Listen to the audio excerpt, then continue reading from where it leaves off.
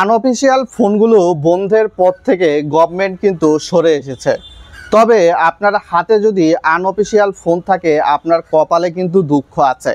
কেননা যেই সকল আনঅফিসিয়াল ফোনগুলো আমরা বাজার থেকে কিনি, এই আনঅফিসিয়াল বা অবৈধ ফোনগুলো কিন্তু লাগেজ প্রোডাক্ট হিসাবে বিমানবন্দর পার করে দেশে এসে আমাদের হাতে তুলে দেওয়া হয়। তো যিনি ডাক টেলিযোগাযোগ এবং মন্ত্রণালয়ের প্রতিমন্ত্রী রয়েছেন তিনি কিন্তু জানিয়েছেন যে যাদের হাতে বা যারা আনঅফিসিয়াল ফোন ব্যবহার করছে তাদের ক্ষেত্রে কিন্তু এনবিআরকে রাজস্ব আহরণের দায়িত্ব দেওয়া হয়েছে। এর সঙ্গে ডিবি পুলিশও কিন্তু তাদের সহায়তা করবে।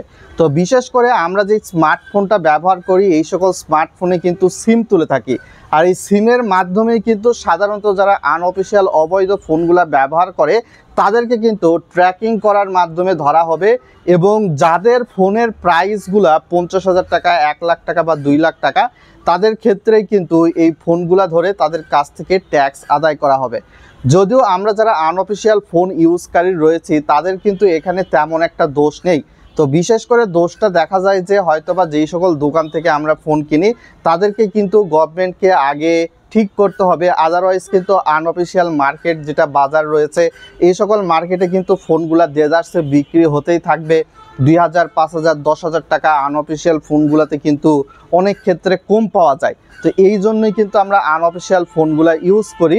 তবে এক্ষেত্রে এটা যদি হয় তো সেটা কিন্তু অনেকটা দুঃখজনক একটা বিষয় হয়ে দাঁড়াবে বলে মনে করি। আপনার কি ওপিনিয়ন ভিডিওর কমেন্ট বক্সে লিখে জানাতে ভুলবেন না। যাদের ফোনের দাম 50,000 টাকার কম তাদেরকে কিন্তু এনবিআর বা পুলিশ ধরবে না, তাদের কাছ থেকে ট্যাক্স আদায় করবে না। তাই এখন থেকে ফোন কেনার আগে অবশ্যই দেখে নেবেন আপনি ফোনটা অফিসিয়াল কিনতেছেন না আনঅফিসিয়াল কিনতেছেন। ফোনটা কেনার পর ফোনের ডায়াল প্যাডে গিয়ে ডায়াল করবেন *#06#। ডায়াল করার পর একটা ইএমআই নাম্বার পাবেন, 2টা ইএমআই নাম্বার, যে কোনো একটা ইএমআই নাম্বারটা টুকে নেবেন। টুকে নেওয়ার পরবর্তীতে আপনারা অবশ্যই যে কাজটা করবেন আপনার ফোন থেকে অবশ্যই একটা মেসেজে যাবেন, মেসেজে গিয়ে বড় হাতের KYD লিখবেন, তারপর একটা স্পেস বা ফাঁকা দিবেন, তার পরবর্তীতে সেই ইএমআই নাম্বারটা দিবেন, দিয়ে তার পরবর্তীতে 16,002 এই নাম্বারে পাঠিয়ে দিবেন। এই নাম্বারে পাঠিয়ে দেওয়ার পরবর্তীতে আপনাকে ফিরতি একটা SMS দেওয়া হবে। এটা অনিবন্ধিত ফোন না আনঅফিসিয়াল ফোন না অবৈধ ফোন না বৈধ ফোন। তো এর মাধ্যমে অতি সহজেই কিন্তু আপনি ঠিক করে নিতে পারবেন আপনি ফোনটা অফিসিয়াল কিনতেছেন না আনঅফিসিয়াল কিনতেছেন।